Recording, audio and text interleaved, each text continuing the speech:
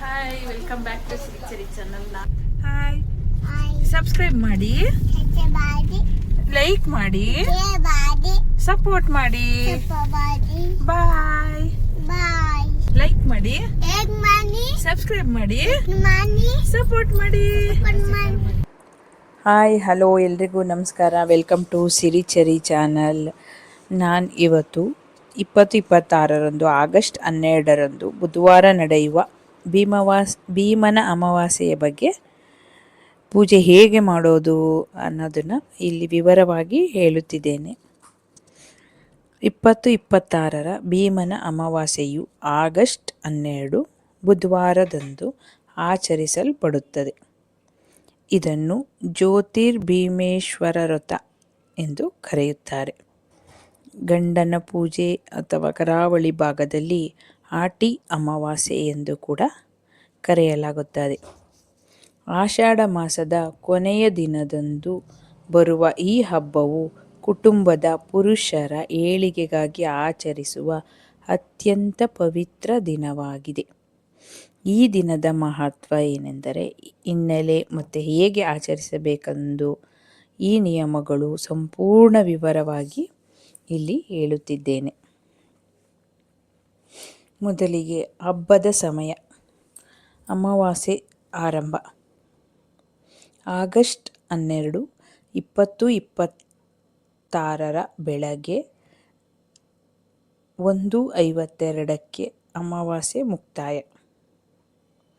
August 12, 2026 ರಾತ್ರಿ 11:06 ಉದಯ ತಿಥಿ ಪ್ರಕಾರ ಆಗಸ್ಟ್ 12ರಂದು ಸ್ನಾನ, ದಾನ ಮತ್ತು ವ್ರತದ ಪೂಜೆಗಳನ್ನು ಮಾಡಬೇಕಾಗುತ್ತದೆ. ಹಬ್ಬದ ಹಿನ್ನೆಲೆ ಮತ್ತು ಪ್ರಾಮುಖ್ಯತೆ. ಹಿಂದೆ ಒಬ್ಬ ಬಡ ಬ್ರಾಹ್ಮಣ ದಂಪತಿಗಳು ಅನಿವಾರ್ಯತೆಯಿಂದ ತಮ್ಮ ಮಗಳನ್ನು ಮರಣ ಹೊಂದಿದ ರಾಜಕುಮಾರನಿಗೆ ಕೊಟ್ಟು ಮದುವೆ ಮಾಡುತ್ತಾರೆ. ಹೆಣ್ಣು ಮಗಳು ವಿಧಿಗೆ ಶರಣಾಗಿ ಭಾಗೀರಥಿ ನದಿಯ ದಡದಲ್ಲಿ ಆ ಮೃತದೇಹದ ಪಕ್ಕದಲ್ಲೇ ಕುಳಿತು ಮಣ್ಣಿನಿಂದ 2 ದೀಪಗಳನ್ನು, ಕಳಿಕಂಬ ಎಂದು ಕರೀತಾರೆ, ದೀಪ ಮಾಡಿ ಶಿವ ಪಾರ್ವತಿಯರನ್ನು ಭಕ್ತಿಯಿಂದ ಪೂಜಿಸುತ್ತಾಳೆ.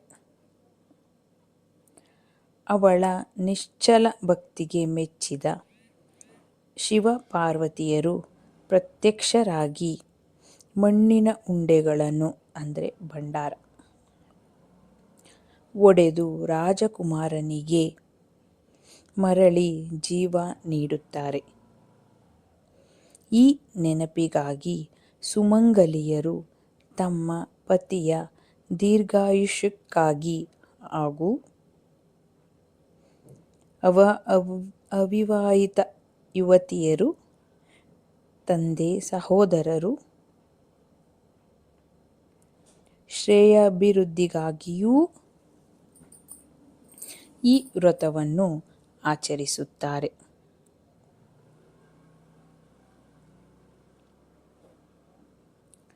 ಭೀಮನ ಅಮಾವಾಸ್ಯೆಯಂದು ಏನು ಮಾಡಬೇಕು?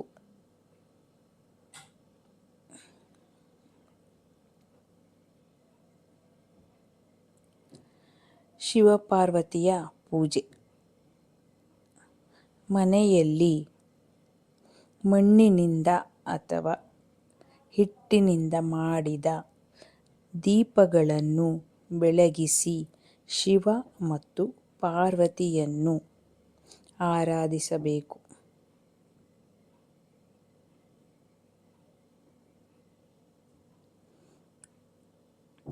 ಪಾದಪೂಜೆ.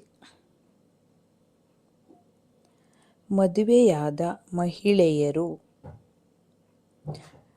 ಪತಿಯ ಪಾದ ಪೂಜೆ ಮಾಡಿ ಅವರಿಂದ ಆಶೀರ್ವಾದ ಪಡೆಯಬೇಕು.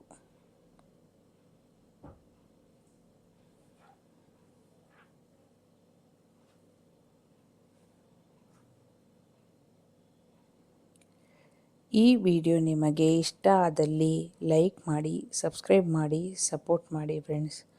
ಪೂಜೆಯ ವಿವರವಾಗಿ ಹೇಳಿದ್ದೇನೆ. ಹೇಗೆ ಪೂಜೆ ಮಾಡಬೇಕು, ಯಾವ ರೀತಿ ಮಾಡಬೇಕು, ಈ ವ್ರತದ ಕಥೆ ಏನು ಎಂಬುದನ್ನು ತಿಳಿಸಿಕೊಟ್ಟಿದ್ದೇನೆ. ನಿಮಗೆ ಇಷ್ಟ ಆದಲ್ಲಿ ಲೈಕ್ ಮಾಡಿ, ಸಬ್ಸ್ಕ್ರೈಬ್ ಮಾಡಿ, ಸಪೋರ್ಟ್ ಮಾಡಿ. ಧನ್ಯವಾದಗಳು.